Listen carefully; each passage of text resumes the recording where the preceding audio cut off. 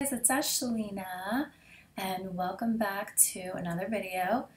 Today I'm going to be doing another question from the Blissful Living Lounge in the Facebook group. So if you are not in the group, I will put the link below. Join us. It's free. It's fun.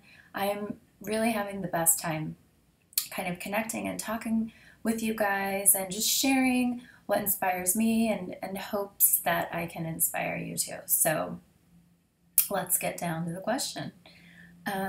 Okay, so she says, if you are a naturally giving person, how do you learn how to balance your giving without becoming drained, as well as creating self-care routine? And I think it's a really, really good question.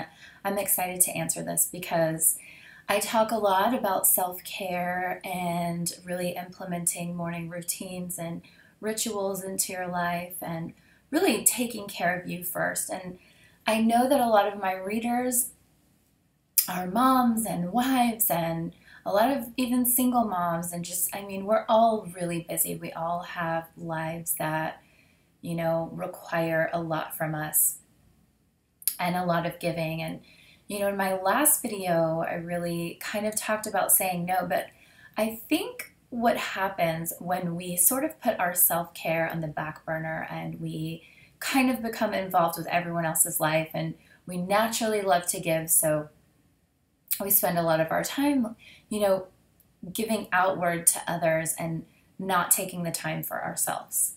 And it happens to a lot of us. And one of the, you know, what do you call, like a symptom of that is sort of feeling blocked, feeling stressed out, feeling overwhelmed, feeling, you know, like you don't know what you need, but you need something, and, you know, something just isn't right in the home, you're not really fulfilled at work, or, you know, things are just not, they're not feeling right, you're not in a groove, you're not, you know, vibing on like a highly energetic frequency.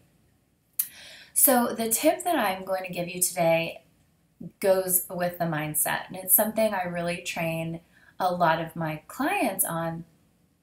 It all begins in the mind. Everything starts there.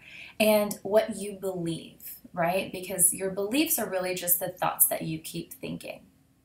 So I feel when we're all raised, we're kind of raised to believe that giving is better, that we can have this or have that. We can't really have it all.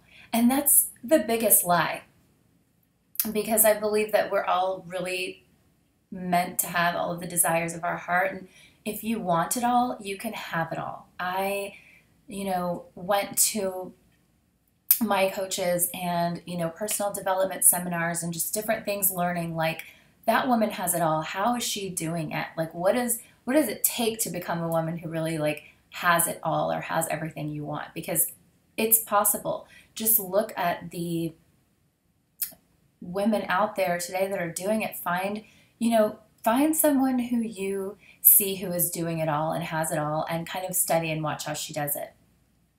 That's one thing I really learned. But when I worked with my coaches and trainers, like, the one thing that could be blocking you from having all the time in the world to have all of the desires of your heart is your belief system and how you're believing. Do you really believe that it is possible to have time to have a thriving career and to make a lot of money, to have fulfilling relationships and a love in your life that you just are happy about, to, you know, be a mom and involved in their life, involved in your children's lives, and, you know, all the things that you want, a closet full of clothes, time to take baths every day, time to take trips and vacations, and it seems like it's not possible. And we're sort of programmed and wired to believe we can either have one or the other. But I just don't find that to be true. And I've seen enough examples in my life to know that it is possible to have time to do everything.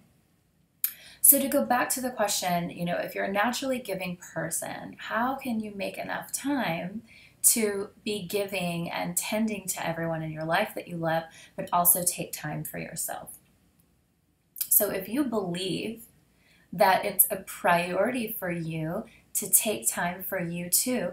You have to loop that into your belief system, right? You have to loop in and remember that you are a priority. If you're not taking time for self-care, then it's not a priority for you.